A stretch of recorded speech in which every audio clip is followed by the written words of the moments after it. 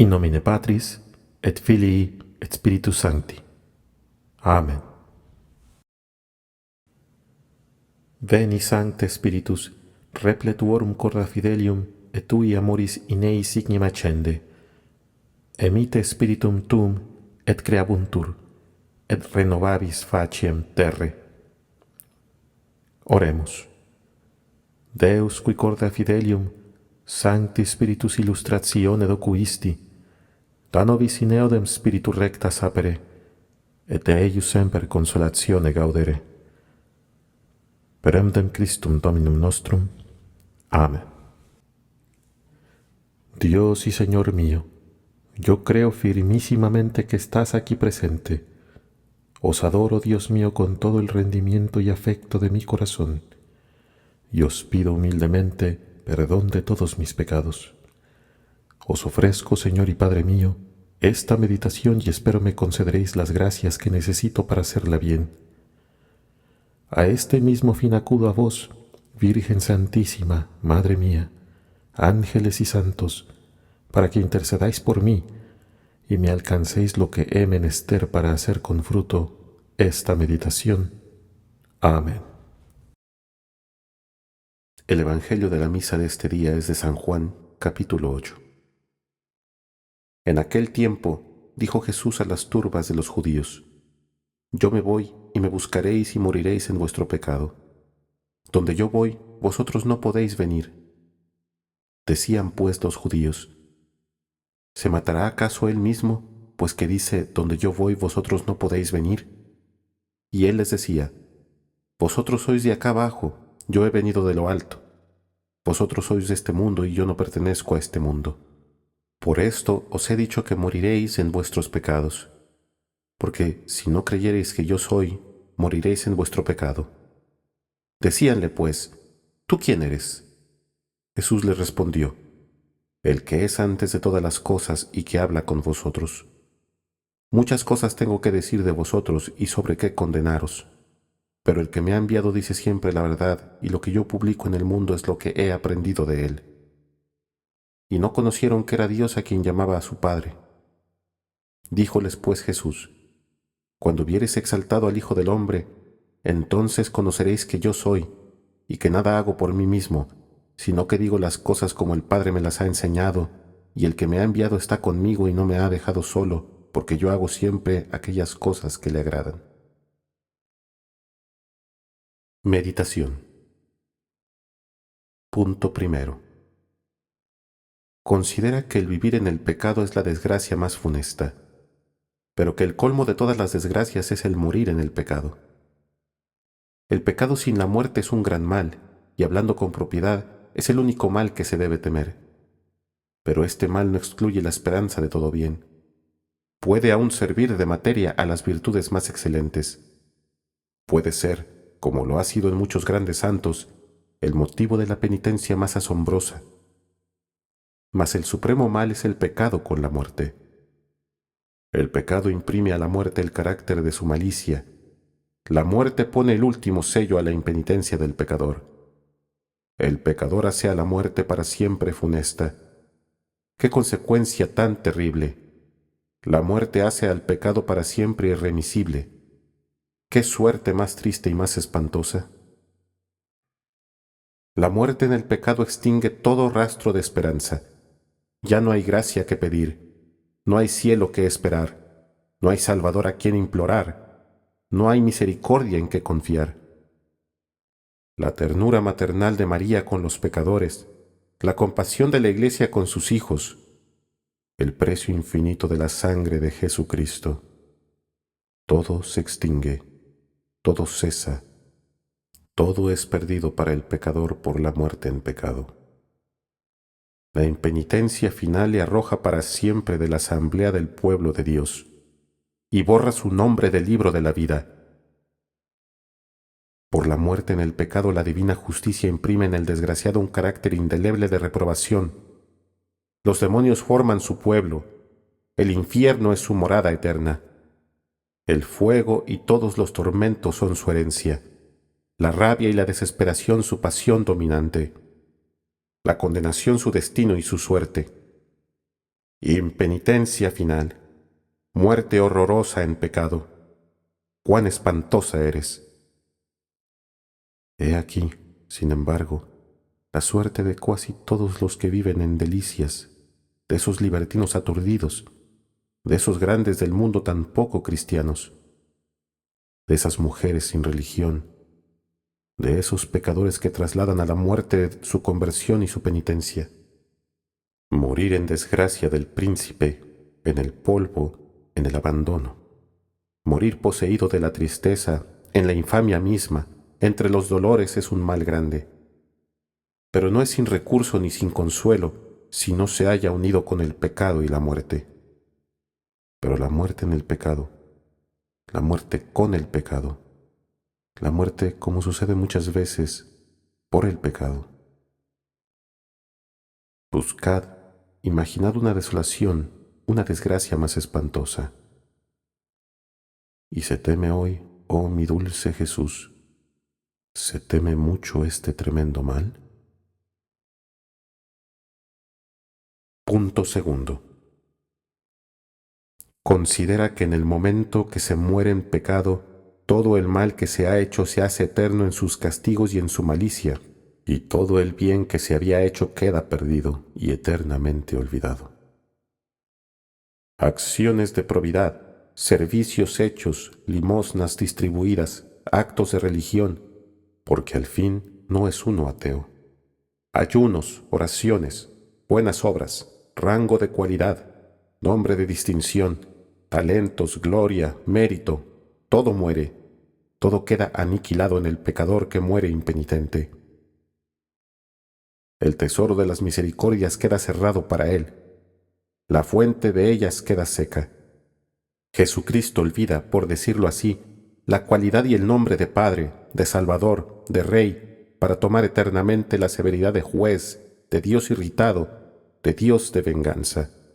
¿Y quién puede resistir, Señor, contra el justo terror de vuestro enojo encendido y de vuestra venganza infinita? ¿Quién puede? Un número prodigioso de pecadores que viven en el crimen y morirán en la impenitencia. Yo mismo que hago aquí todas estas pavorosas reflexiones, si soy tan desgraciado que llego a morir en pecado. ¿Y cómo no morir en pecado si se deja para la muerte la penitencia? Cuando se vive en pecado, es raro que la muerte no sea semejante a la vida. El pecador expira, pero no el pecado. Dios mío, ¿cuántos trabajan en su reprobación? La muerte en el pecado acaba esta obra funesta. El mundo está lleno de estos desgraciados obreros. No hay condición, no hay estado que no tenga muchos. Los grandes del mundo saben demasiado este arte. Los dichosos del siglo con dificultad tienen otra suerte. Los que llevan una vida blanda y ociosa difícilmente la llevan inocente. Y aún las mismas personas consagradas a Dios que con sus relajaciones deshonran la santidad de su estado, ¿no viven también en pecado? Todas estas personas tan familiarizadas con el pecado, que envejecen la mayor parte en el pecado, ¿morirán en estado de gracia? Los remordimientos de la conciencia se embotan, el alma se endurece. Dios se venga. Espantoso pero justo castigo de Dios. Pocos son los que mueren de repente, pero pocas muertes hay que no sean súbitas e imprevistas. Y cuando no se hace penitencia mientras dura la vida, ¿se hace ni aún se está en estado de hacerla en la muerte? Jamás tiene el hombre más ardor por los objetos que mantienen su codicia que cuando estos objetos se le escapan, o cuando una fuerza superior se los arranca, o le arranca a él de ellos. En la hora de la muerte no hay que esperar más que una penitencia forzada, penitencia natural, penitencia del todo humana. Después de esto, contad con la penitencia que se hace en la hora de la muerte. ¿Y se vive tranquilamente en el pecado, Señor? ¿Y hay quien pase sus días en la alegría, viviendo en la impenitencia? Dios mío, ¿Hay otro objeto que me interese más que este? ¿Hay otra desgracia que me deba espantar más? ¿No os pido yo a todas horas la gracia de no morir en pecado? Ah, mi Dios, ¿quién debe temer más que yo esta impenitencia final?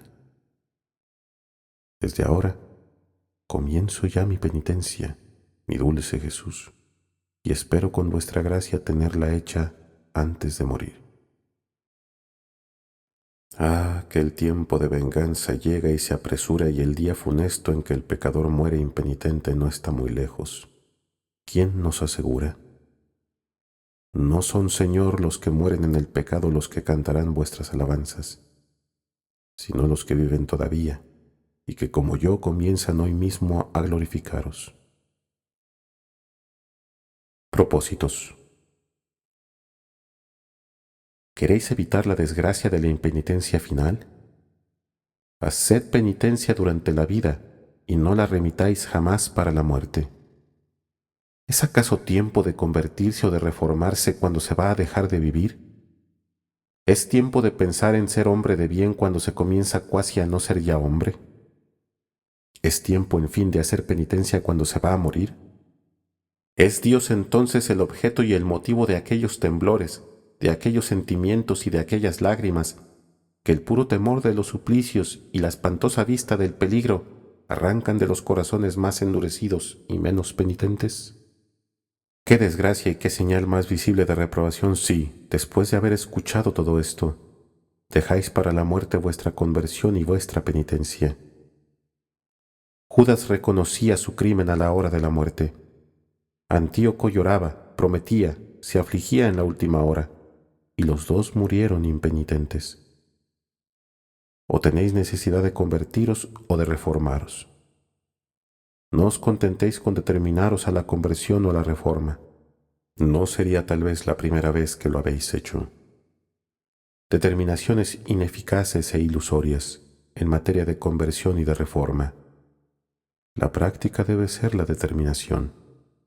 Comenzad por arrodillaros a los pies de vuestro crucifijo y allí, trayendo a la memoria vuestros desórdenes o vuestra relajación, formad un vivo y punzante arrepentimiento de vuestras infidelidades pasadas y decidle a Dios en la amargura de vuestro corazón: Señor, que no queréis la muerte del pecador, sino que se convierta y que viva.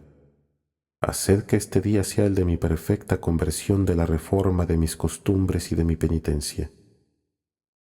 Yo comienzo por vuestra misericordia la una y la otra, lleno de confianza en los méritos de Jesucristo y en la protección de la Santísima Virgen. Yo espero que me libraréis de la desgracia de morir impenitente. Mas no basta orar, es preciso obrar. Tenéis una confesión extraordinaria que preparar. Id en este día mismo a declarar vuestra necesidad y vuestra resolución al confesor que hubiereis elegido.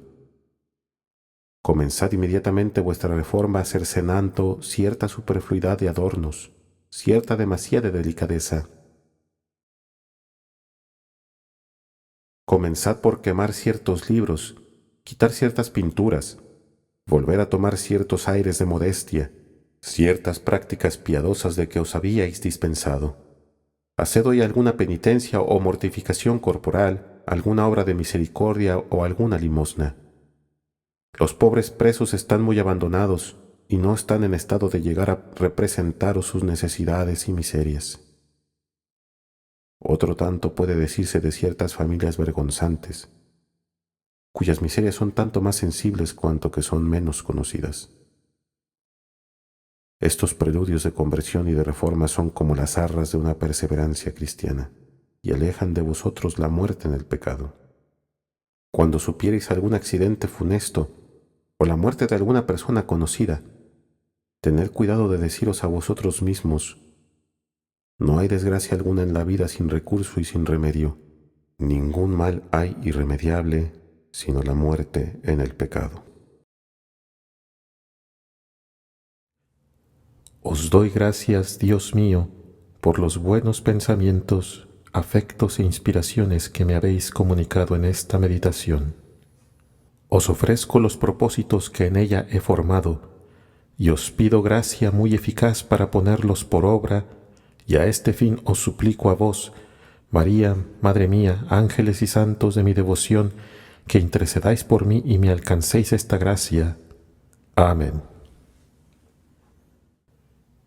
In nomine Patris, et Filii, et Spiritus Sancti. Amen.